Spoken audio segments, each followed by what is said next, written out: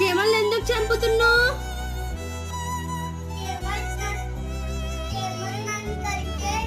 కరిస్తే అట్లా చంపుతావా?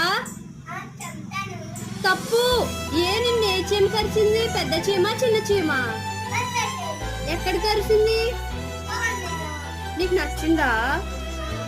అందుకని అతను చంపొచ్చా? తప్పు కదా. ఎందుకు అలా పరిగెడుతున్నావు? తప్పు.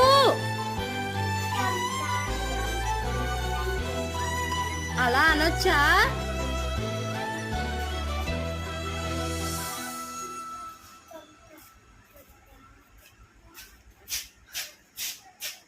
చిన్ను, స్కూల్ నుంచి వచ్చాక ఏం చేయాలి?